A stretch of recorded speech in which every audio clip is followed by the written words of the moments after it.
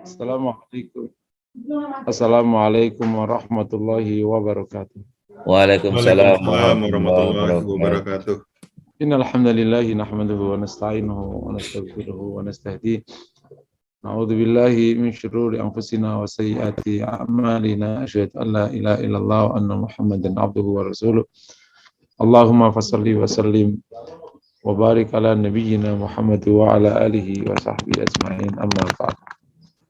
Jamaah yang dirahmati Allah, tidak henti-hentinya kita bersyukur kepada Allah pagi hari ini di tengah situasi apapun. Allah mudahkan kita bisa bergabung di Majelis Formula Hati bulanan secara online.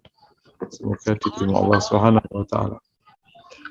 Sebelum materi tentang zuhud, qanaah dan kinerja profesional, mari sejenak bersama surat Toha ayat 70 ya. 78 Ustaz. 78. Ya 78 sampai 80 ya. Silakan. A'udzubillahi minasyaitonirrajim. Bismillahirrahmanirrahim. Fa'atba'ahum fir'aunu bijunudihi faghashiyahum minal yamma ghashiyahum. Wa adalla fir'aunu qaumahu wa ma hada. Fa'atba'ahum fir'aun, maka Fir'aun mengikuti Bani Israel. Fa'atba'ahum fir'aunu bijunudihi, maka Fir'aun mengikuti mereka bijunudihi dengan menyertakan para tentaranya. Maka mereka ditutupi ya. Nah, diterjemahkan dipenuhi atau digulung oleh ombak minal yam ma ghasyiyahum. Apa yang dapat menenggelamkan mereka. Wa adalla fir'aunu qaumah,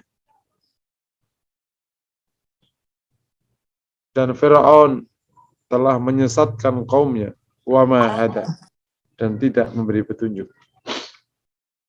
Ya Bani Israel, ini bahasan berikutnya. Kalau kita naik ke ayat 77, Allah Subhanahu wa taala wahyukan kepada Nabi Musa untuk membawa hamba-hambanya, membawa Bani Israel malam hari, kemudian suruh membuat jalan di lautan, tidak takut untuk dikejar ya, untuk nanti ketangkap. Fa'atba'ahum Fir'aun. Maka Fir'aun mengikuti mereka bersama pasukannya. Wa ghasyiyahum minal yam. Maka gulungan ombak ya, atau ombak itu menggulung mereka, menutupi mereka. Ma ghasyiyahum, apa yang dapat menenggelamkan mereka. Yang sudah sangat populer, di mana akhirnya Nabi Musa bisa membawa Bani Israel yang telah diperbudak bertahun-tahun oleh Fir'aun, dibawa pergi dari Mesir di malam hari, ya, di ayat 77. Kemudian dikejar oleh Fir'aun, dan Allah wahyukan kepada Nabi Musa untuk menjatuhkan tongkatnya, kemudian Allah buat jalan di tengah laut itu. Yang jadi masalah itu di sini, Fir'aun tidak dikasih kemampuan oleh Allah untuk berpikir waras tentang lautan yang terbelah menjadi jalan. Demikianlah ketika Allah ingin azab kepada seorang hamba, maka semua hal sebab keselamatan tidak terjadi. Sebaliknya, ketika Allah menghancurkan hamba atau manusia, maka seluruh jalan kehancuran itu Allah izinkan terjadi. Kalau dalam bahasa guyonnya kan sudah tahu sejak zaman Fir'aun lahir. Itu kan laut memang. Kan juga sudah tahu bahwa Musa punya mukjizat berulang kali. Ini kan bukan terakhir kan. Peringatan Allah kepada Fir'aun itu nggak sedikit. Mulai jadinya air menjadi darah, apa saja berubah menjadi emas. Ada binatang yang bertebaran di Mesir sehingga memakan tanaman, dan enggak sedikit itu peringatan-peringatan. Tapi tetap saja ingkar kepada Allah. Inilah ujungnya. Allah tidak berikan Firaun kemampuan berhenti dan sadar akan hal itu. Ia mengikuti para tentaranya. Musa selamat, dan akhirnya begitu Bani Israel sudah selamat dari laut, Allah perintahkan laut itu menyambung kembali dan menenggelamkan Firaun. Mukjizat besar sekali Allah berikan kepada Nabi Musa. Nabi Musa salah satu nabi dari Ulul Azm yang tantangannya atau soal sangat-sangat besar yang dihadapi itu bukan raja biasa. Hampir seluruh nabi pasti menghadapi kekuasaan. Kenapa kok yang dihadapi kekuasaan? Karena nabi itu dipanggil pasti mengajarkan tauhid, mengajarkan ibadah. Terus pasti menolong orang lemah. Tidak boleh ada kezaliman di antara mereka. Nah, dalam sejarah sumber kezaliman itu kekuasaan. Nah, kalau kekuasaannya belum zalim, nabi belum biasanya.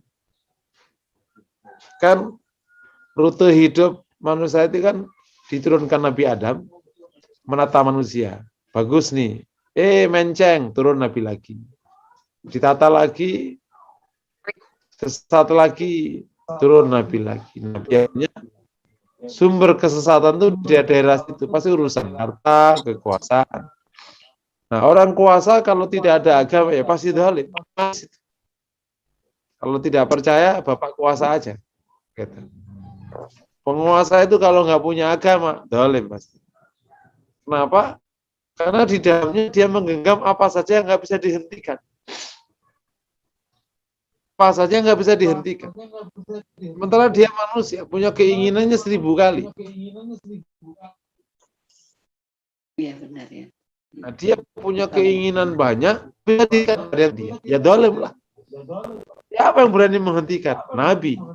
Orang biasa nggak bisa menghentikan. Nabi yang bisa menghentikan. Nah, Firaun ini penguasa yang zalimnya pol. Kekuasaan. Orang salah kan? Kalau tenggelamkan. Pelajaran penting. Ini soalnya seorang mantu dulu itu. Ini satunya. Gimana jaga Betawi sawahnya? Betawi memang jaga. Bapak-bapak Ibu sekalian jamaah dimohon untuk me-unmute agar kita bisa menyimak Ustaz dengan baik. Pada Bapak Ibu admin mohon bantuannya admin.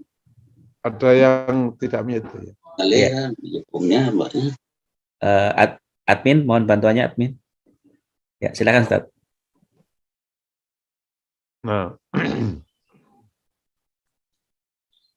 pelajaran penting dari 78 ini adalah bahwa ketika Allah ingin hancurkan manusia, maka Allah berikan sebab kehancuran. Demikian sebaliknya, ketika Allah ingin selamatkan manusia, maka Allah akan berikan jalan keselamatan. Yang kedua, kalau lihat sejarah hubungan antara dari keseharian Firaun dengan Nabi, yang pertama maka sungguhnya azab yang Allah berikan kepada orang-orang yang tidak beriman didahului oleh peringatan-peringatan sebelumnya. Karena Allah Maha Adil, Allah juga Maha Rahman, Maha Rahim. Tidak serta-merta langsung. Makanya di sana ada ayat, sekira Allah ingin azab pada setiap dosa, maka pasti manusia akan binasa. Allah akan berikan peringatan terlebih dahulu. Firaun ini telah berikan peringatan oleh Allah jauh sebelum tenggelamnya ini. Udah banyak. Oleh karena itu, pesannya adalah, ayo kita baca tanda dan peringatan. Gitu. Kalau kita tidak mau baca tanda dan peringatan, maka kita akan mendapatkan peringatan besar sementara kita belum teringat. Nah, termasuk salah satu yang perlu kita renungi dan kita baca adalah apa di belakang pesan apa yang hendak disampaikan oleh Allah lewat wabah ini. Ini adalah bagian dari tadzakur. Pada ilmu tazkiyatun nafas namanya tadzakur. Bisa teringat oleh sekecil apapun ayat Allah. Fir'aun ini dikasih peringatan berkali-kali, tetap aja kalau bahasa orang Depok namanya bangor. Udah bangor banget, ditenggelamkan oleh Allah. Dan Allah hendak menjadikan Fir'aun sebagai tanda. Sehingga Allah kekalkan itu badannya sampai sekarang. Luar biasa. Allah tegaskan di 79 ya. Wa adalla fir'aun qaumahu wa ma hada. Semua tindakan Fir'aun itu kan diklaim sebagai tindakan kebenaran. Dan Nabi Musa lah yang sesat. Antum baca ayat sebelumnya. Allah tegaskan di ayat 79 ini, wa adalla fir'aunu qaumah. Fir'aun lah yang menyesatkan kaumnya dan tidak memberikan petunjuk. Jangan dibalik. Ini penegasan karena Fir'aun berulang kali menuduh Musa itu membuat kerusakan. Jadi pelajarannya sejak zaman Fir'aun itu orang dolim itu ngaku benar. Itu sejak zaman Fir'aun. Sejak zaman Fir'aun, enggak hanya sampai hari kiamat. Orang dolim itu ngaku benar. Kalau orang dolim ngaku salah ya namanya taubat. Selesai sudah. Justru karena zalim ngaku benar, nggak taubat-taubat. Nah, kalau dari sudut dakwah, itulah peluang dakwah. Gitu. Kalau orang sesat itu atau orang zalim itu ngaku benar dan terus menyelesaikan urusannya, ya namanya taat kepada Allah. Selesai sudah. Nah, faktanya orang dolim ini semangat untuk dolim. Bahkan semangatnya lebih tinggi dari semangatnya orang-orang lurus. Allah tegaskan di 79, wa adalla fir'aunu qaumahu wa ma hada. Sesat ini. Oleh karena itu, pelajarannya kita jangan terkecoh oleh pernyataan orang dolim yang ngaku benar. Yang zalim ya tetap zalim. Pegangannya apa? Pegangannya kalau kita ya Quran dan Sunnah Nabi Sallallahu Alaihi Wasallam. Disinilah PR kita adalah pengetahuan yang cukup tentang kebenaran. Ya, supaya kita juga tidak terjebak kepada tindakan salah. Dan akhirnya ngaku benar juga, sama aja kan. Kan ada orang salah itu pertama kan tidak tahu dia salah. Tinggal dia tidak sadar berbuat salah. Ini sudah urusan jiwa. Dia tahu, tapi dia nggak sadar bahwa dia sedang salah. Kalau yang pertama tadi itu urusan keilmuan, kalau ini urusan kesadaran, urusan hati.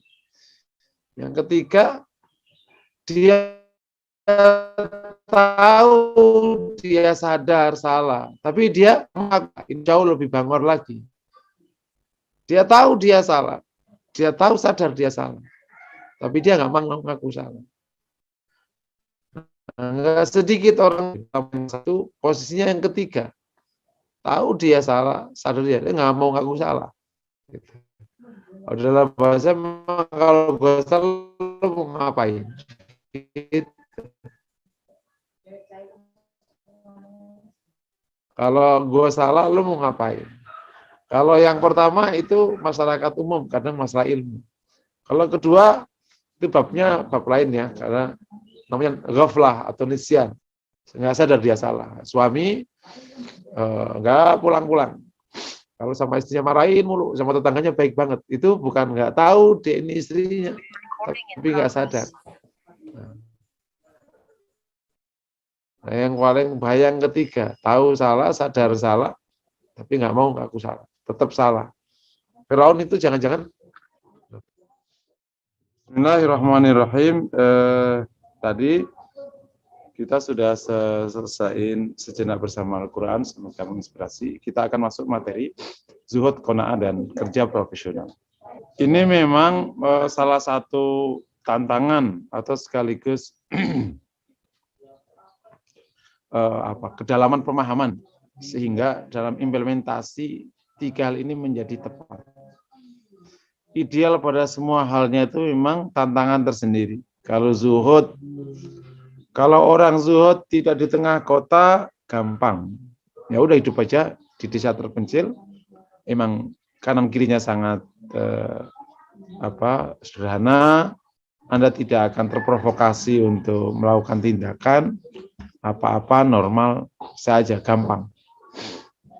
Demikian gampang sekali menjadi orang yang sangat berkinerja tinggi tanpa direcokin konsep zuhud. Sehingga ya jadi orang begitu.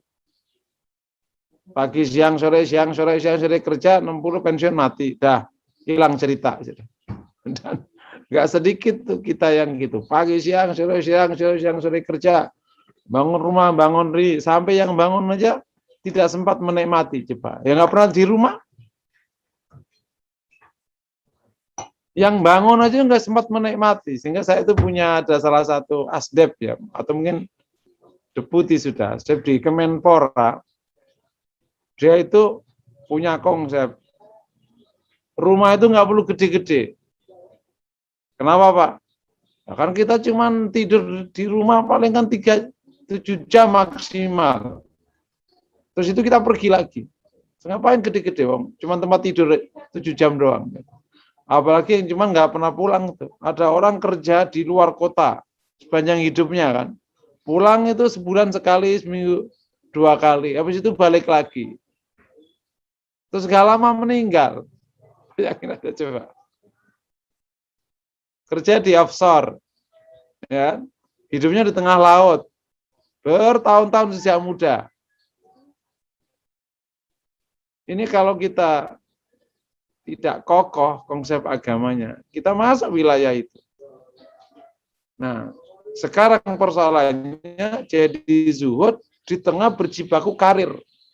Karena dampak dari orang yang zuhud di ujung desa tadi, ya Islamnya lemah. Dan orang baik itu kalau lemah, kalah. Karena makanya Nabi itu nggak ada yang lemah. Kalau Nabi lemah, kalah lah. Ada cari ke saya Nabi yang lemah. Nabi itu kuat-kuat. Rasul aja lebih kuat daripada 30 orang. Itu fisik. Karena Nabi itu yang dihadapi petarung-petarung. Kalau biasa kita sekarang kan petarung. Orang baik yang lemah, terus nggak ada manfaatnya. Ya baiknya untuk dirinya aja. Tapi kalau orang kuat tadi kok salah, bahaya tadi. Karir bagus, ini bagus, semua bagus. Mati gebukin malaikat, ngapain? Nah sekarang tantangan kita, dan itu yang salah satu menjadi visi Formula Hati, menghadirkan tazkiyatun nafas, karakter mulia di tengah kekuatan. Karir bagus.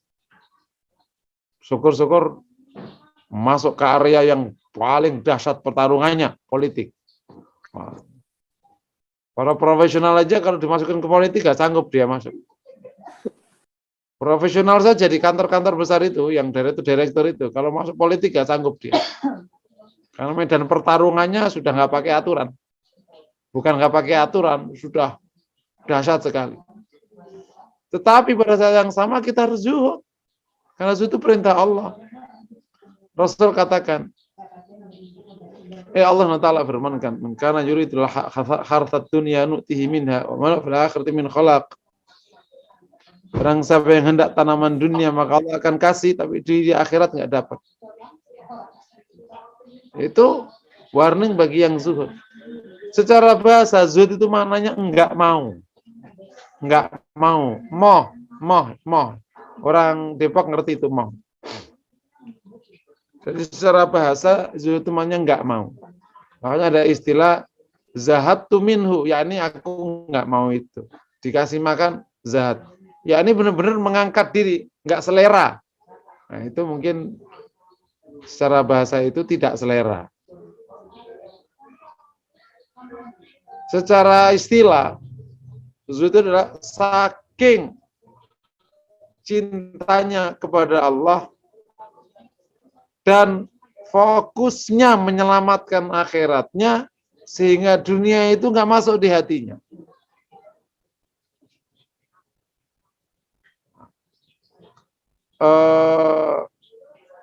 Konsep ini atau definisi ini membuat zuhud itu murni urusan hati, bukan urusan tangan. Orang yang zuhud bukan berarti tangannya apa-apa, tidak selalu. Karena urusan zuhud itu urusan prioritas, urusan hati. Ada orang berlimpah tapi hatinya ke akhirat. Dan sebaliknya ada orang karirnya mentok, tapi fokusnya di sini. Ada orang karirnya mentok, tapi nggak pernah mendoakan, nggak pernah ngurus agamanya. Setiap hari garuk-garuk kepala. Sholat nggak keurus, ibadah nggak keurus, akhlak nggak keurus, karirnya mentok-mentok juga. Tapi ada orang karirnya cemerlang, dia sebenarnya biasa aja. Mas, karirmu bagus banget sih, Mas. Ya udah, dapatnya begitu. Jadi zuhud, kami ulangi lagi, ini urusan prioritas ya. Urusan tentang hati.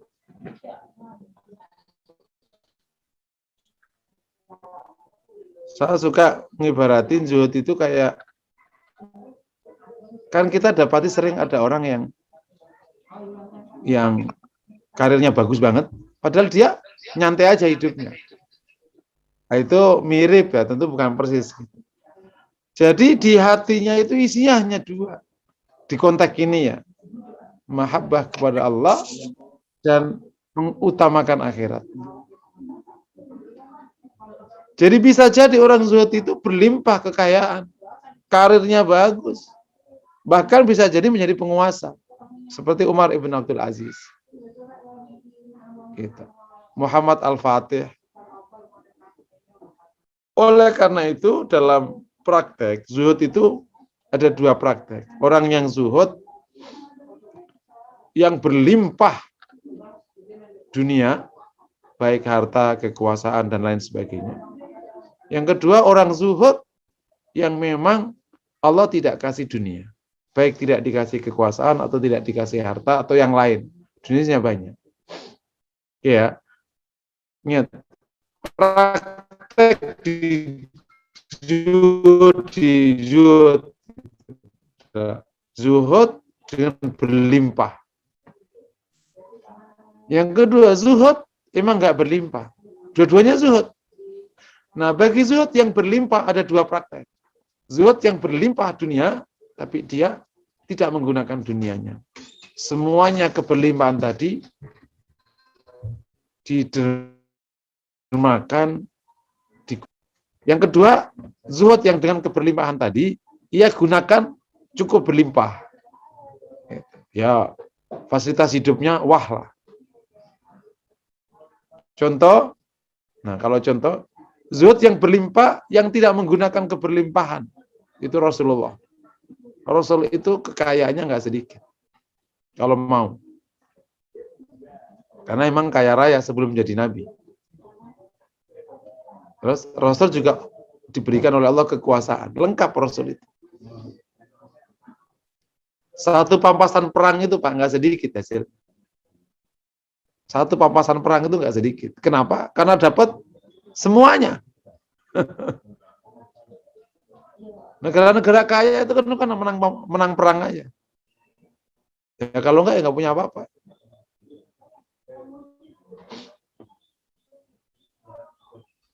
Tapi Rasul hidupnya sangat sederhana. Rumah Rasul itu per istri itu 4x7. Sekitar itulah kalau dimeterin sekarang itu 4x7. Jadi rumah 4x7 peta itu rumah sunnah. Rumah bapak-bapak ini rumah bid'ah. Yang ada garisnya gede itu. Tetapi rumah Rasul kan 9 ya. Kan setiap istri ada satu rumah. Nah, terkadang disebut dengan hujurat, satu kamar. Rumah Rasul gitu, dan ada lorong di tengah kayak koridor gitu, di antara pintu-pintu kamar itu. Nah, yang depan itu pakai ordeng, pintu depan. Nah, pintu tengah pakai kayu. Atau tahu kayu atau apa, pokoknya pintu solid. Rasul tidur di yang kedua. Itu rumah begitu itu memimpin dunia. Paham ya? Romawi itu kayak melihat surat Rasul. Romawi yang istananya sak pol-polan itu. Sejak zaman dulu Romawi itu istananya pol-polan. Nah, disinilah PR kita.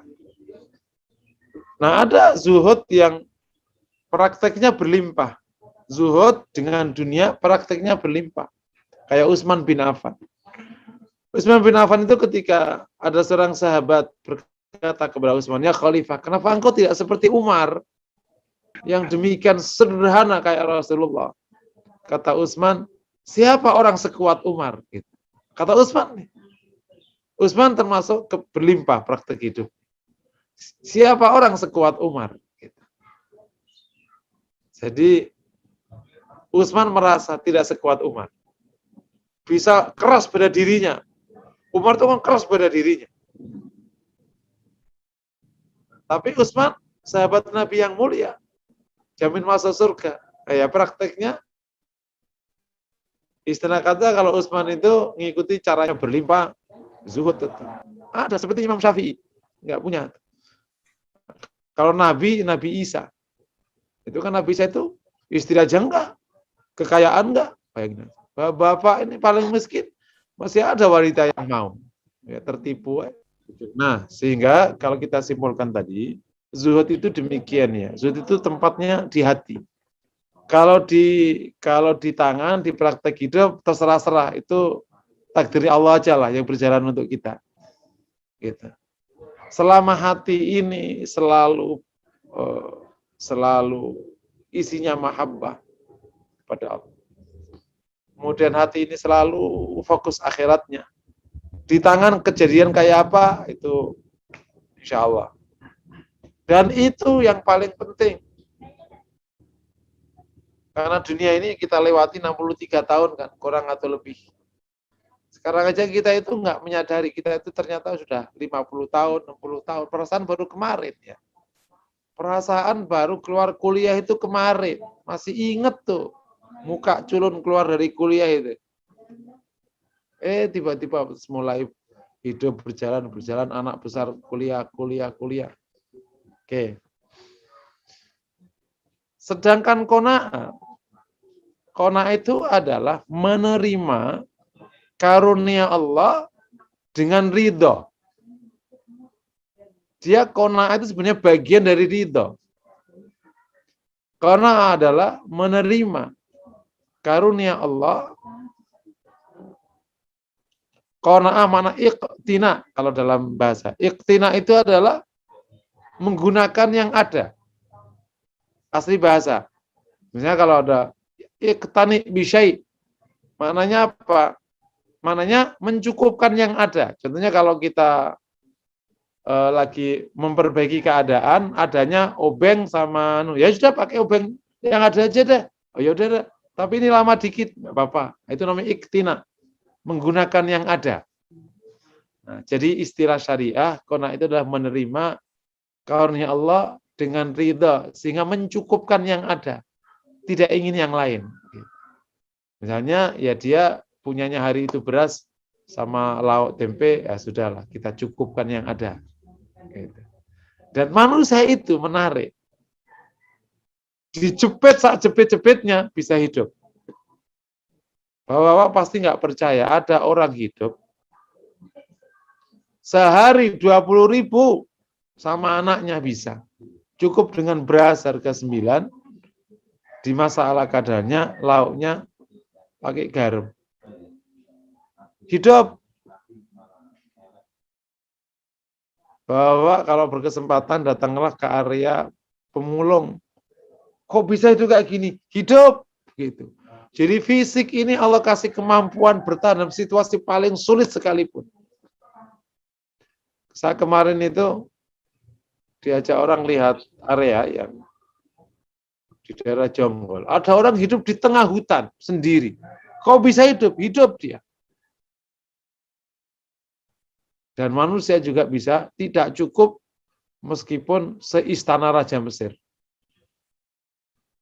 Jadi keinginan itu kalau ditekan juga bisa, dilepas juga bisa. Nah, qanaah itu mencukupkan yang ada. Dan ini salah satu doanya yang terkenal itu. Doanya Muhammad ibn Sirin kalau nggak salah. Semoga saya tidak salah nyebut. Seorang ulama tabi'in yang terkenal dengan mimpinya itu, kalau dia tawaf di Ka'bah, itu doanya Rabbana atina fid dunya hasanah wa fil akhirati hasanah wa qina adzabannar wa qanni'na fima razaqtana wa qanni'na fima razaqtana. Qanni'na, ya Allah berikan kita kami qanaah terhadap apa yang Kau berikan kepada kami, yakni bisa mencukupkan yang ada. Udah cukup? Udah cukup. Ya. Pak, rumahnya segini, udah cukup, udah. Paham ya kan kita? Itu qanaah. Zuhud sama qanaah itu bisa adik kakak. Kalau zuhud, insya Allah qanaah.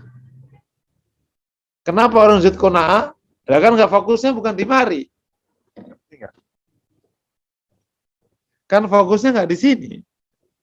Kayak misalnya bapak-bapak ini ngerantau. Fokusnya kan pulang kan. Pulang nanti kalau orang Tegal itu tanggal 26 Ramadan harus pulang ke Tegal. Membelanjakan semua hasil kerjanya selama setahun di Jakarta di Sri Ratu Tegal, pojokan itu loh. Itu terkenal itu. Jadi fokusnya karena pulang. Ya maka waktu dia ngerantau di Jakarta udahlah tidur di atas dipan deh gitu. Tidur bersama tempat kerjanya ya udah deh. Merasa ya udah enak aja. Tapi semua kekayaannya bawa pulang ke Tegal. Tapi karena ini wah kita harus bikin ini Pak.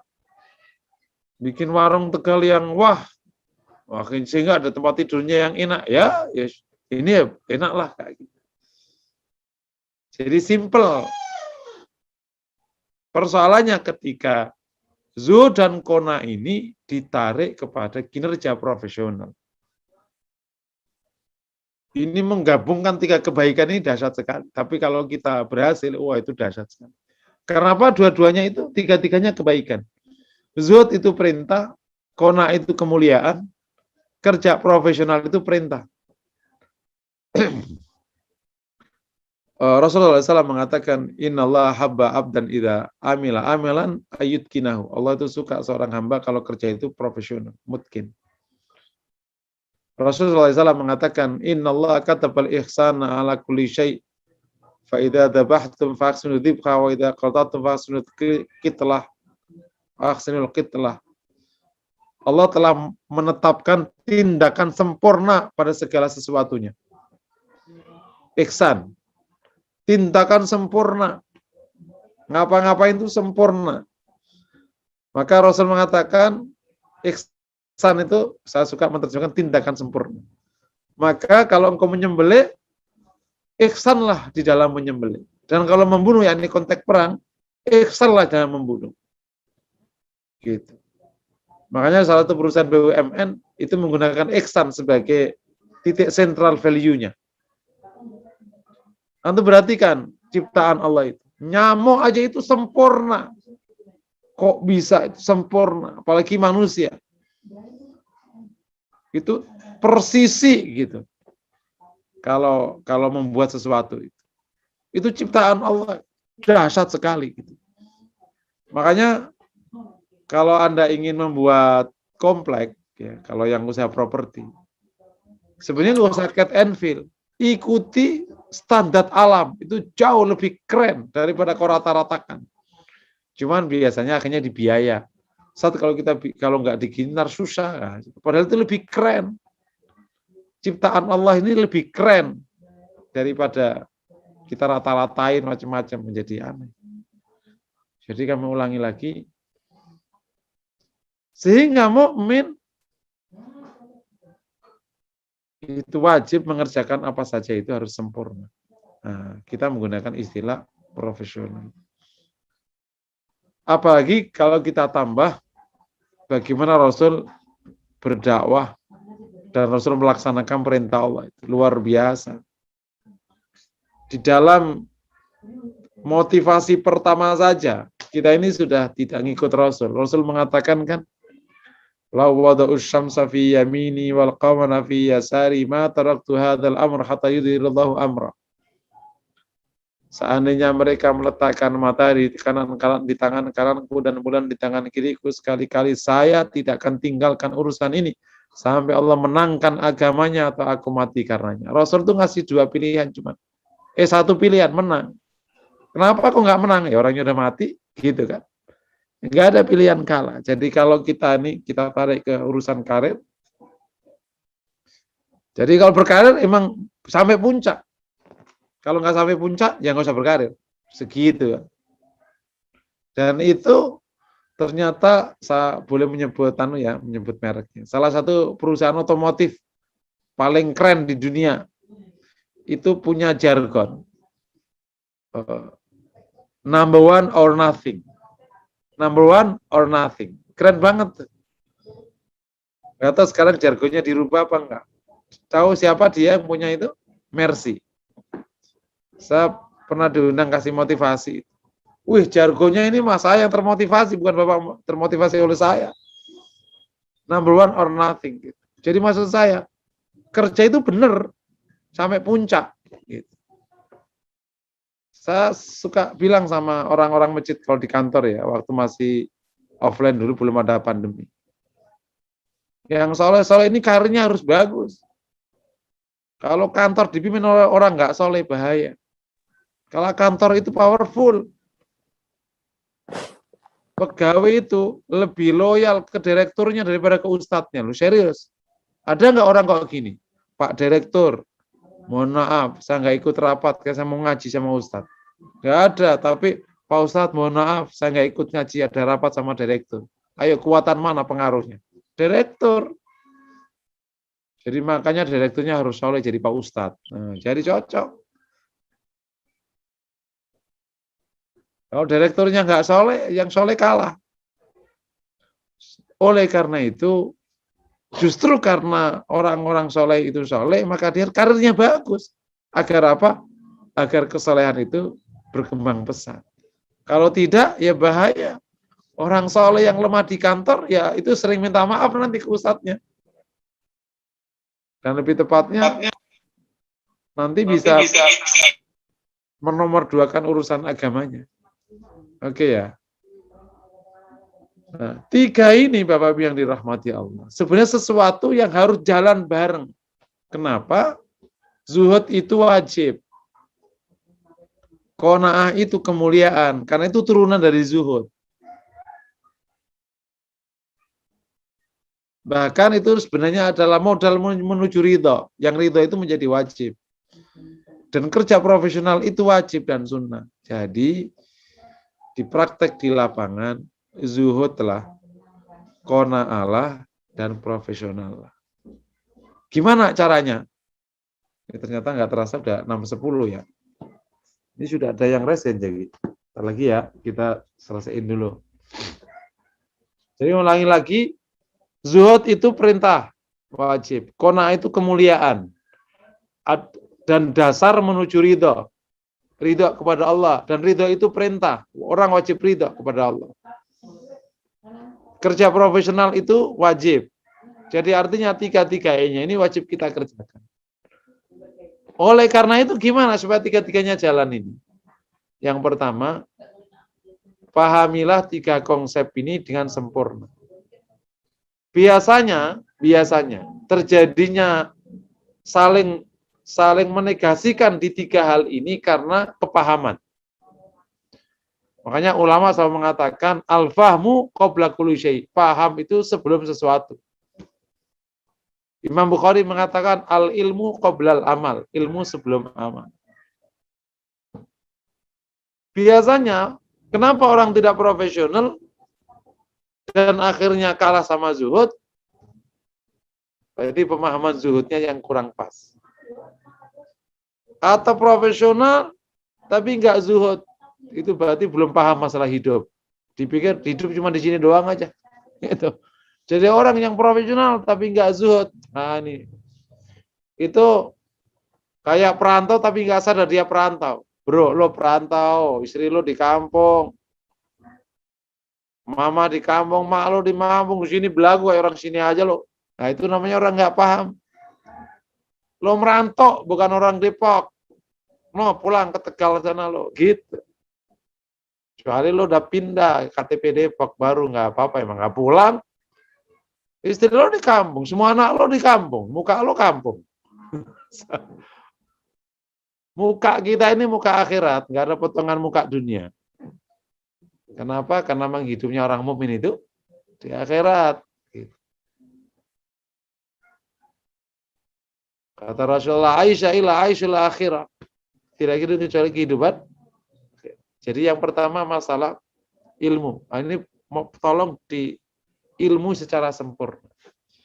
Yang kedua, perlu kita nyebutnya kompetensi. Tiga hal ini sering tidak ketemu karena ternyata kita lemah.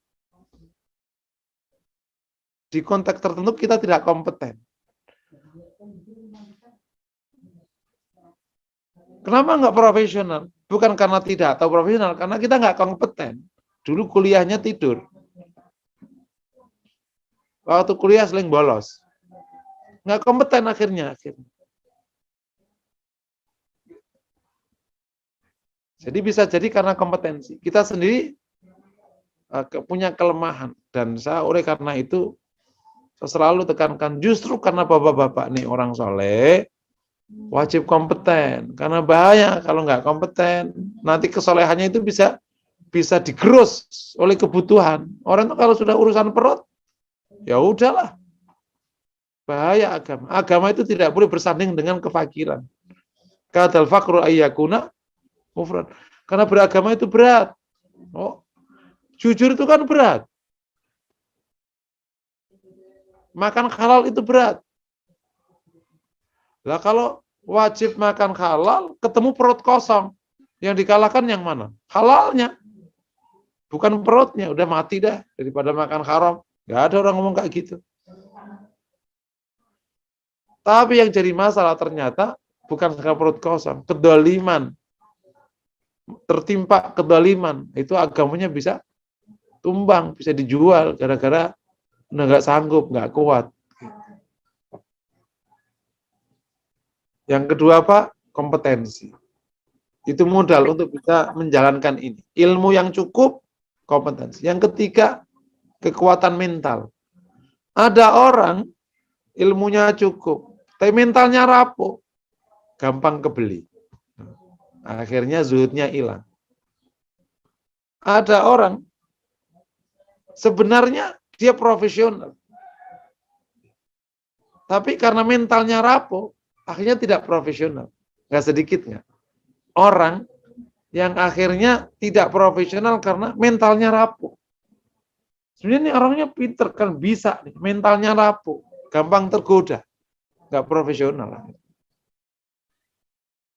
Kalau di bank namanya fraud apa? Fraud, Ustadz, fraud. Iya, fraud.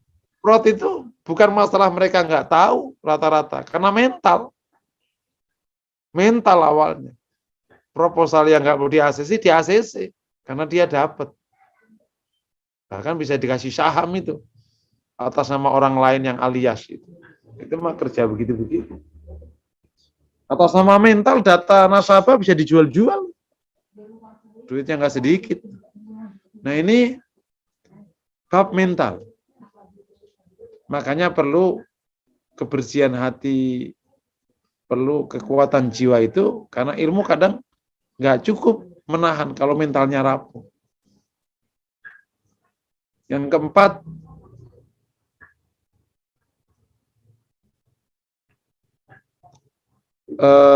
modalnya agar bisa menjalankan 3 secara seimbang atau profesional ini adalah kita nyebutnya kekuatan dukungan sistem. Terkadang salah satunya nggak berjalan, sistem nggak dukung. Kantor yang pasang target tinggi, sak tinggi-tingginya, sementara tidak dikasih kesempatan ada pembinaan rohani. Pengajian nggak ada, kejebol. Padahal ini adanya banyak orang baik. Tapi ya nggak bisa lagi. Saya pernah ketemu, ini kantor udah baik. Tapi akhirnya karyawan udah nggak sanggup lagi untuk mengasah keberagamaannya. Kenapa Ustadz? Lah Ustadz, berangkat dari rumah 4:30. Rumahnya di Bogor. Saya sampai rumah itu jam 10. Ustadz suruh ngurusin dakwah udah nggak sanggup Ustadz. Itu namanya nggak dapat dukungan sistem. Saya suka bilang sama teman-teman di kantor, kalau ada planning, kalau ada target di kantor kok tidak tercapai, kecuali ngelembur, itu ada 2 kemungkinan. Yang salah plannernya. Kenapa nggak ngukur waktu yang ada dan kompetensi yang ada mencapai target? Itu planningnya ngawur, itu bukan planning, namanya wishing. Hanya ingin, nggak ngeplan itu. Itu plannernya yang kacau. Sehingga wajib melembur. Karena yang asik kerja itu nggak perlu lembur. Karena kan satuan kerja sudah kehitung. 8 jam per hari, kali sekian minggu, kali sekian. Udah, diturunkan jadi pekerjaan, jadi target. Yang kedua, kompetensinya rendah. Maksudnya dengan waktu yang ada, cukup kompetensi. Kenapa? Yang mestinya selesai 1 jam, kenapa saya kok kerjakan jadi 4 jam? Sehingga pulang jam 12 malam. Gitu. Nah, itu dampak dari sistem ini terkadang akhirnya banyak teman-teman di kantor itu yang kejebak akhirnya. Sehingga lama-lama tergerus agamanya. Sadar-sadar pas pensiun biasanya. Itu kalau sadar. Tapi kalau punya modal bagus. Nah, 4 ini sebagai modal agar kita bisa praktek zuhud, qanaah, dan profesional pada waktu yang sama. Dan ketemunya siapa? Sahabat-sahabat mulia itu. Karena inti dari semua konsep itu hasil. Zuhud hasilnya itu masuk surga. Profesional hasilnya jaya di dunia. Benar ya? Dan sahabat-sahabat mulia itu dunianya berlimpah, bahkan kekuasaan, bukan level dunia biasa, levelnya kekuasaan. Di akhirat dijamin masuk surga. Insya Allah senang banget ya. Nah, kita ini dunianya ala kadarnya, akhiratnya belum jelas. Ini memang nasib kita ini. Salah satu kelebihan para sahabat itu yang bimbing Rasulullah. Itu kelebihan. Yang bimbing itu orang terbaik dunia. Dan Rasulullah yang didik langsung Allah. Nah, keren nggak kira-kira ketemu? Jadi achievement Rasulullah itu luar biasa. Rapat itu nggak bertele-tele. Rasul ngambil keputusan perang Badar 1 pertemuan. Nggak panjang cerita. Kita ini panjang ceritanya. Jadi Rasul itu kalau kita nyebutnya itu berpikir sangat substantif. Apa sih substansinya masjid tempat ibadah? Ya udah dibangun. Bukan substansinya indah-indahan. Gitu. Rapat itu saatnya ngambil keputusan, cepret. Bukan kuenya, bukan minumannya. Yang repot kan bahas kuenya dulu. Kita ini besok rapat, ntar kita makan apa lah. Agendanya nggak keurus, yang penting kuenya. Jadi kita banyak hal-hal yang nggak penting masuk ke area penting. Ala kulikal gitu.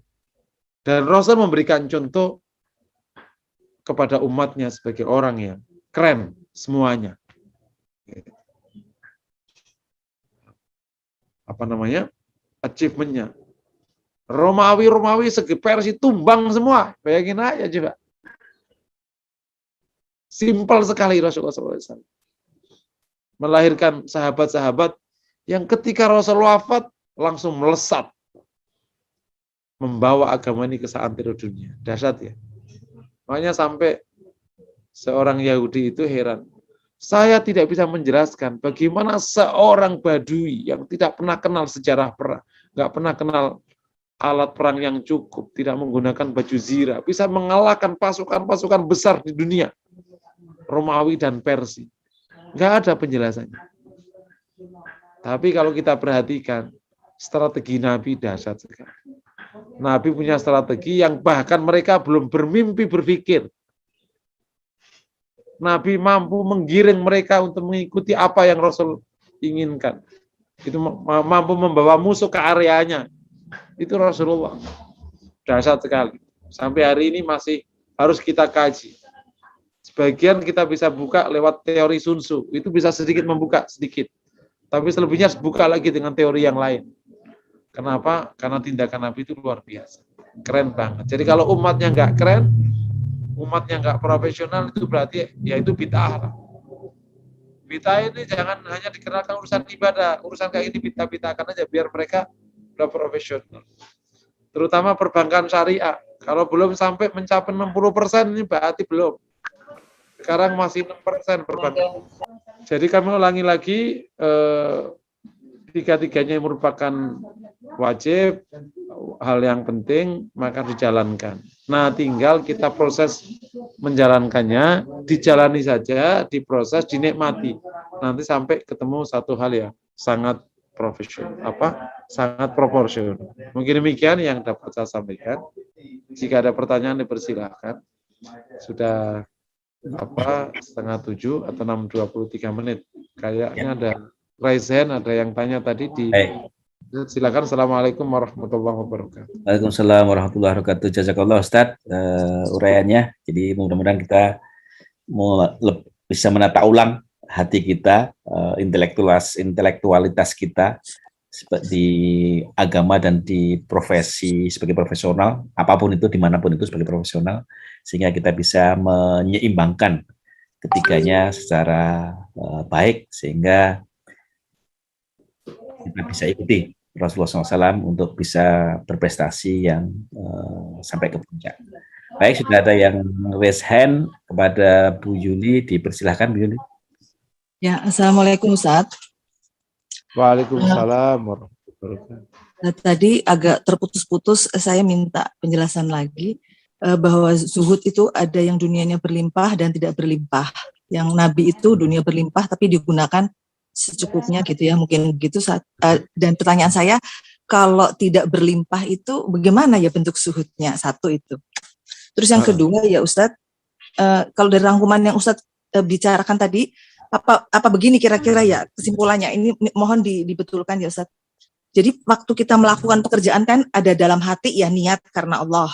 Terus itu secara dohirnya kerjanya maksimal, profesional itu maksimal ya sebisa kita. Setelah dapat apapun dari itu, qanaah kita terima, apapun bentuknya kita terima qanaah tadi. Terus dibelanjakannya itu secara zuhud, artinya dipakai secukupnya di kita, enggak berlebihan, sekedar hidup katakanlah gitu. Terus penggunaan sisanya akhirnya ke akhirat semua. Apakah begitu seperti yang saya pahami, betul enggak begitu Ustaz? Nah, yang Ibu pahami itu berarti pilihan yang paling ideal. Itu pilihan Rasulullah kan? Membelanjakan semua hasilnya ke akhirat, dunianya ala kadarnya. Tentu dunianya pun juga jadi akhirat juga kan, sebagai bekal menuju akhirat, yang dipakai makan, yang dipakai minum, gitu. Tetapi memang porsi yang dijudulin akhirat itu lebih banyak. Kan ada porsi yang dijudulin dunia, tapi ngerem sampai akhirat. Judul amal kan ada amal kayak makan itu kan judulnya dunia, tapi kan bisa ke akhirat. Tapi ada yang judulnya udah akhirat. Gitu. Apa itu judulnya akhirat? Langsung wakaf, sedekah, biaya perang kan kalau zaman dulu biaya perang. Nah, itu ideal banget. Tentu kamu ulangi lagi, semua yang kita gunakan harus sampai ke akhirat ya. Jangan sampai ini dunia, ini akhirat ya. Kita rugi kalau kayak gitu. Yang kita kasih nafkahkan ke pasangan, ke istri, ke anak kita makan itu harus sampai ke akhirat. Kalau enggak rugi kita. Itu berarti memperbaiki niat ya. Tapi yang dijudulin langsung akhirat itu banyak memang. Yang dijudulin langsung akhirat itu banyak. Gitu. Ya, oke ya. Nah, yang tidak berlimpah gimana prakteknya? Ya kayak Nabi Isa itu. Ya udah gimana aja yang dapatnya. Kalau ulama yang terkenal nggak punya Nabi apa Imam Syafi'i. Imam Syafi'i itu kan nggak punya. Dan memang ada orang yang memang zuhud, tapi memang nggak punya, emang nggak tahu dagang itu juga nggak bisa gitu. Ya bisanya seadarnya aja. Ya udah secukupnya aja gitu. Ya, nggak ada kok. Padahal sekiannya udah usaha, udah apa gitu. Imam Syafi'i itu kan pernah menjadi qadhi kalau nggak salah zaman, karena Imam Syafi'i itu kalau nggak salah berteman dengan Umar bin Abdul Aziz ya, semoga tidak salah. Keliru. Berteman dengan salah satu keluarga kerajaan. Kan ini sudah zaman Abbasiyah kalau nggak salah. Berteman. Bukan Umar, kalau Umar Umayyah. Nah sehingga dia pernah di perpindahan beliau itu dari Mekah ke daerah mana itu akibat dia diminta oleh temannya yang keluarga khalifah itu untuk jadi qadhi. Tapi kan tetap aja Imam Syafi'i nggak punya, gimana lagi gitu. Nah, itu kalau Nabi yang nggak punya Nabi Isa. Nah, jadi ya kalau misalnya memang kayaknya kan ada orang udah usaha udah apa tapi ya emang nggak berhasil mau gimana? Salah sih salah pasti, tapi ya gimana emang nggak ada. Ya akhirnya ya udahlah secukupnya aja. Itu namanya zuhud yang tidak berlimpah. Ya ada orang nggak pernah punya posisi sepanjang hidupnya. Ya kan banyak. Yang kerja di kantor ya udahlah staff terus. Ya mungkin baik aja. Ada orang nggak gitu. Kayaknya emang nggak potongan pejabat gitu kira-kira. Staff aja. Tapi baik banget. Nah, itulah zuhud yang tidak berlimpah. Dia rajin jaga sholat, bahkan apa. Allah alam bisa. Ustaz, sedikit minta penjelasan. Kalau yang tadi kekuatan mental itu bagaimana membangunnya ya Ustaz? Apa harus dari kecil gitu Ustaz ya? Ya, kalau kekuatan mental itu kembali ke konsep tazkiyatun nafas yang umum itu. Kan mental rapuh itu biasanya karena penyakit hati atau karena sifat hati yang baik tidak masuk. Kenapa orang bisa menjual agama tadi? Atau kalau di konteks praktek di lapangan jual profesionalitas ya. Kalau di bank itu fraud tadi, misalnya akhirnya bisa deal sama pengaju proposal. Kalau proposalnya nggak keren, akhirnya kredit macet kan. Itu kenapa kan? Karena kan tidak zuhud sebenarnya. Karena apa? Karena dia punya dimensi khianat. Dia lebih memilih khianat daripada bertahan di kejujuran. Nah, itu bisa karena penyakit hati, khianat kan itu kan nifak, penyakit nifak, khianat. Atau memang sifat hati, sifat baik yang belum bisa dibangun. Itu akhirnya mentalnya rapuh. Jadi kalau bangunnya, ya menggunakan prosedur yang umum itu, tahali, takhalli, dan tahakuk wa takhalluk. Tolong dikembali ke materi pertama kali tazkiyatun nafas yang kuliah umum tazkiyatun nafas Selasa malam sudah pernah saya bahas. Wallahu a'lam bishawab. Ustaz, jazakallah. Baik, saya Ustaz. Saat ini ada pertanyaan dari chat Ustaz dari Ibu Leni Haloho. Ustaz mohon diulang tadi pembahasan tentang Nabi Isa karena suaranya tadi pas putus-putus tadi Ustaz. Jadi kalau salahan Nabi Isa disampaikan oleh Ustaz Nabi yang yang yang tidak punya istri dan tidak punya. Nabi Isa itu salah satu contoh Nabi yang zuhudnya itu bersama tidak berlimpah, tidak ada dunia. Karena Nabi Isa itu tidak punya istri. Yang kedua, tidak punya harta. Dan Nabi Isa tidak sampai kuasa. Karena kan udah keburu diangkat oleh Allah. Kalau Rasul, beda. Cara Allah memperlakukan Nabi kan beda-beda. Nabi Isa dikejar oleh Romawi, kemudian diangkat oleh Allah. Ya kan? Kalau Rasulullah, itu dikejar, dihadepin, disuruh perang. Gitu. Rasul bangun pasukan. Kemudian yang kafirnya tumbang, Rasul menang. Beda cara Allah memperlakukan nabinya beda-beda. Ya karena kan memang Allah punya kehendak Nabi Isa akan turun kelak nanti di akhir zaman. Ya, itu kan memang bagian dari skenario Allah. Jadi Rasul kan juga dikejar-kejar kan. Rasul itu kan mau dibunuh juga kan. Dibunuh udah sekian pemuda, udah tidur di tempat Rasulullah. Kenapa mereka kok tidak berani? Karena mereka komitmen kalau membunuh kan wajib bayar diat. Untuk menghindari diat, maka seluruh orang harus membunuh, yang sehingga Bani Hasyim tidak bisa nuntut. Tapi Rasul dikasih cara oleh Allah, dikeluarkan dengan cara unik, terus kemudian membangun umat di Madinah, terus ayo, gitu. Rasul petarung. Makanya kalau umatnya nggak petarung, bukan umat Rasul, itu bid'ah. Kalau nggak petarung Rasul itu. Jadi kiai harus jadi kiai petarung, jangan petarung. Petarung bukan petarung fisik ya, mentalnya petarung. Tapi ya memang bijak. Jangan petarung tapi kalahan, bukan suaranya kencang tapi kalau yang penting menangnya itu. Benar-benar tahu mana lawan kayak gitu. Di Rasul pindah ke Madinah setahun langsung berhadapan. Kan? Perang Badar kan? Dan Rasul nggak pakai tedeng aling-aling. Yang dihadapkan keluarganya dulu. Ali, Hamzah, sama siapa satu lagi itu yang langsung satu-satu dulu Mubarak. Mubarak itu kan perang tanding sendirian. Ih, dahsyat. Habis itu baru perang bareng. Tumbang semua. Jadi Nabi Isa skenario-nya begitu. Rasulullah skenario-nya. Dan kita ini umat Rasulullah ya. Awas ingat, kita ini umat Rasulullah yang kokoh dan menang. Bukan kalah. Rasul nggak mewarisi kekalahan pada kita. Rasul mewarisi kemenangan. Kalau Nabi siapa itu? Utsman bin Affan ketika berhadapan dengan Yahudi yang menang siapa? Utsman. Yahudinya kekunci sama Utsman. Jadi kalau kita sekarang dikunci sama Yahudi, berarti kita ini belum dengan benar mempraktekkan ajaran Rasulullah. Kalau kita kan dikunci ini sekarang. Kalau zaman dulu yang ngunci Utsman. Utsman mengunci Yahudi. Nah, kita sekarang dikunci sama Yahudi. Memang beda-beda kelas. Beda kelas kita ini. Paham ya? Kenapa kok orang Madinah bisa kokoh? Utsman itu bisa ngedil sama Yahudi dan yang menang Utsman. Karena butuh air kan. Orang butuh tapi menang itu ya Utsman bin Affan itu. Kan udah butuh. Kalau Yahudi ya, lo kan yang butuh. Pakai cara gue. Kalau nggak mau ya udah nggak apa-apa. Utsman beda kelas. Utsman itu butuh air. Tapi yang menang Utsman. Udah aku beli separuh, 1 hari untukku, 1 hari untukmu.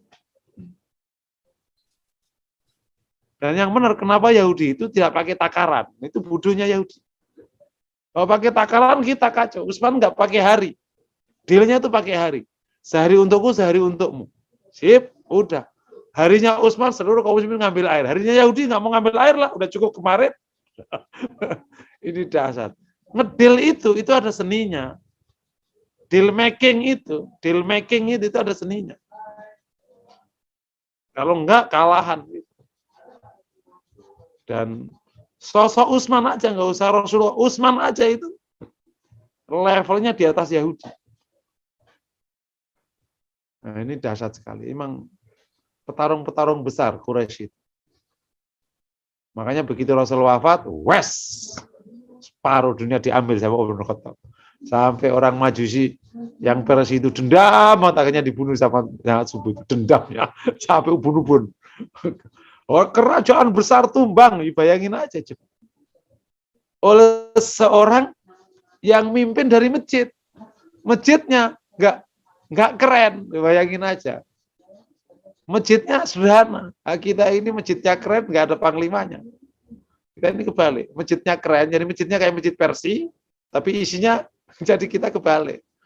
Kita memperbaiki fisiknya, bukan memperbaiki isinya. Gitu Bu, bab Nabi Isa itu gitu. Wallahu a'lam. Jazakallah Ustaz, mudah-mudahan paham Ibu Leni. Pertanyaan terakhir Ustaz mungkin dari Ibu Sahrul Ustaz. Terima kasih Pak. Ya. Betul, Bu. Baik, ini saya seorang calon ibu yang sedang hamil 8 bulan. Bulan lalu saya baru diterima bekerja di perusahaan multinasional yang saya impikan. Setiap hari pekerjaannya cukup banyak dan sebagai ibu hamil kadang saya capek dan jadi lupa makan. Apakah umat muslim yang baik itu harus memprioritaskan calon anaknya Ustaz dan fokus ke bayi dengan memilih fokus ke bayi ketimbang ke pekerjaan? sebagai bentuk mensyukuri nikmat Allah. Sedangkan di satu sisi, suami saya sudah 4 bulan ini belum mendapatkan pekerjaan, Ustaz. Mohon pencerahannya, Ustaz.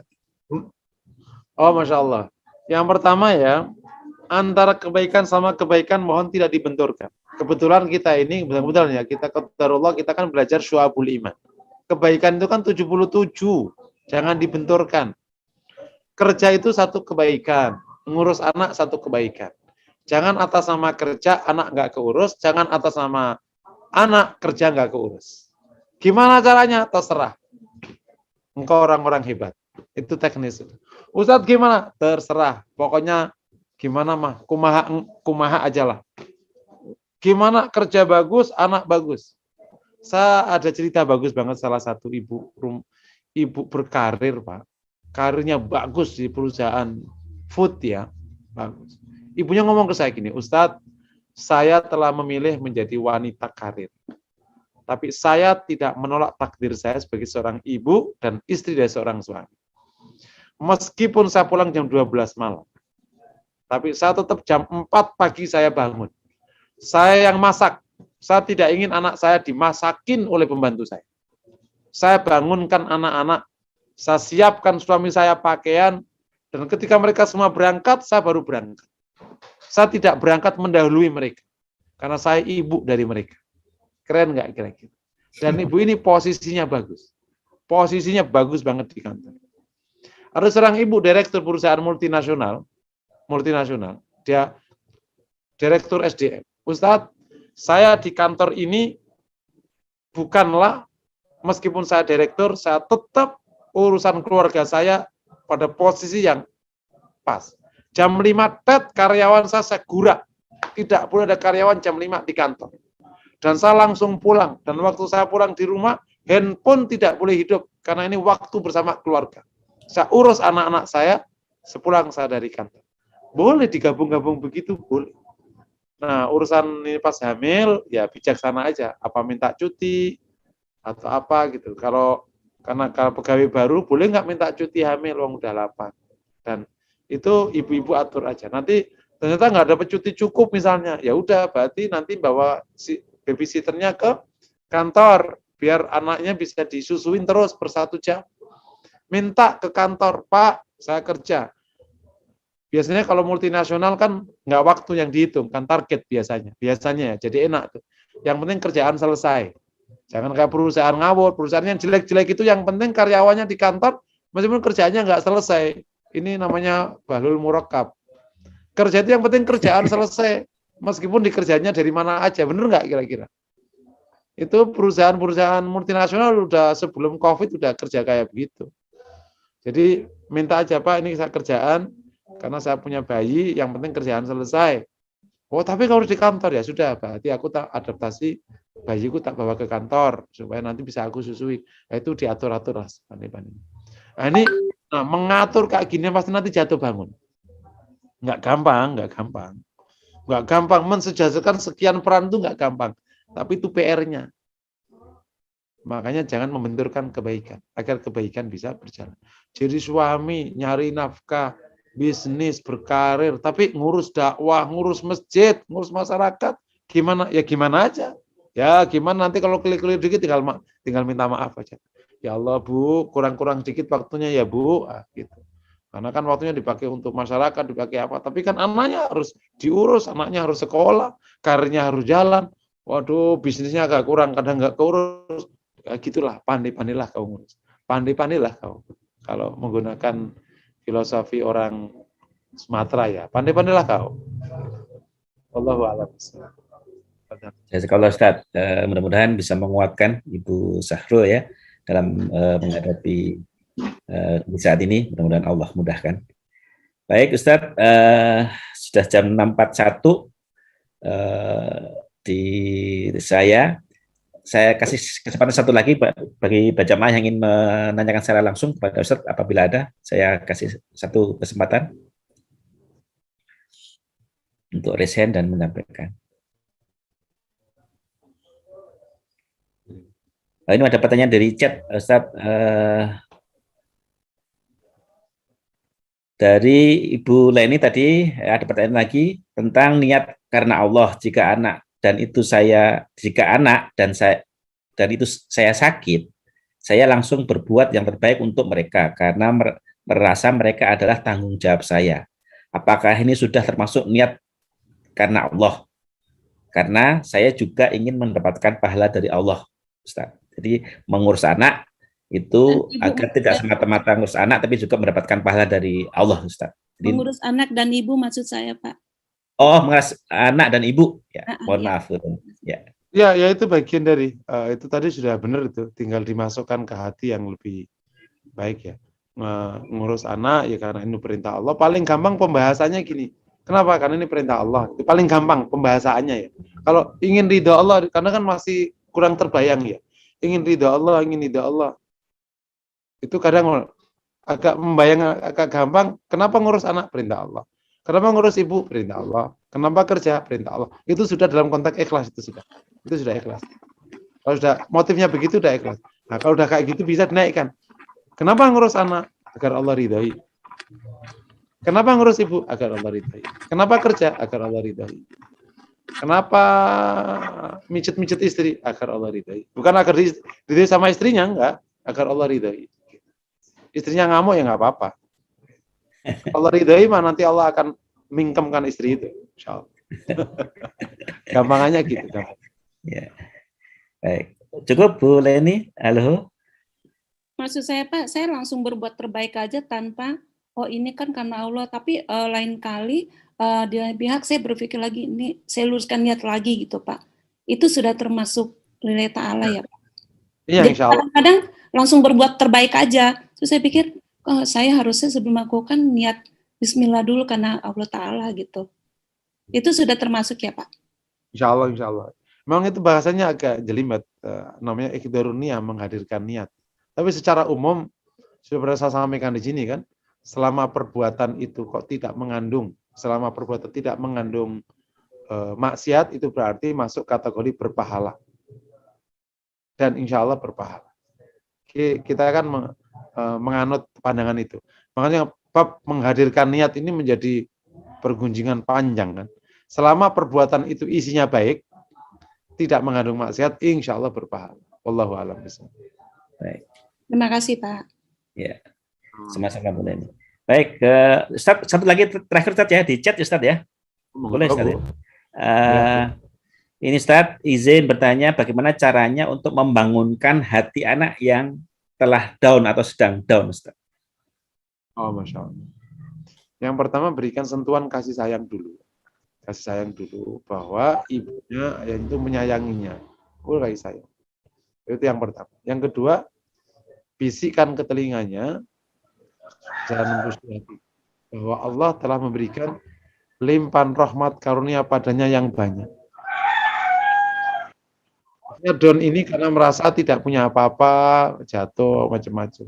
Diingatkan, kamu ketika kamu merasa jatuh, nggak punya apa-apa, atau mentok, atau apa tadi, urusan sekolah, ingatlah Allah kasih limpah, ada sehat, ada orang tua, ada saudara, ada teman. Insya Allah disusul nanti. Yang pertama. Yang itu.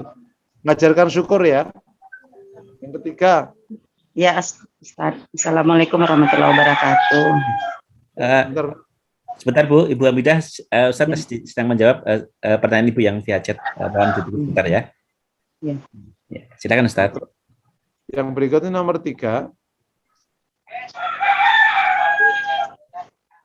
Kasih kisah tentang orang-orang yang sedang selesai masalahnya meskipun panjang dan berliku. Kisah para pejuang, kisah para nabi, kisah para sahabat. Yang disampaikan di poin ketiga itu, insya Allah masalahmu selesai loh. Kalau Allah kasih. Masa sih? Nah ini contohnya banyak sekali nih. 1, 2, 3. Banyak kan kisah-kisah kayak gitu. Sudah katakan kalau doanya, ya mungkin saya nggak perlu tahu. Doanya kenapa? Masalah ini Pak Ustadz, umpamanya masalah percintaan. Ya udah. Ini mah udah biasa. Hei, Kalau percintaan, laki suami itu jutaan, hilang 100 banyak. Contohnya ini banyak nih, insya Allah gitu, dikasih tahu gitu. Dikasih tahu banyak. Berjuang sama wanita ketemu bagus. Berjuang sama laki-laki bagus. Biasa kayak gitu. Jadi dikasih contoh-contoh aja. Contoh lebih gampang ininya ya, apa? Terus ya nomor 4 tadi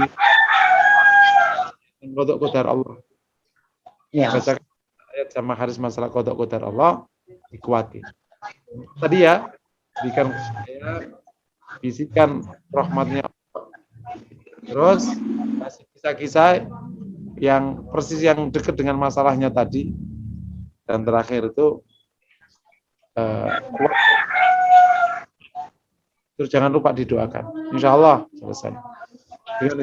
Ini biasa kan jangan bocah muda. Ya. Baik, Ustaz. Ya, mudah-mudahan cukup jelas Bu Hamidah ya.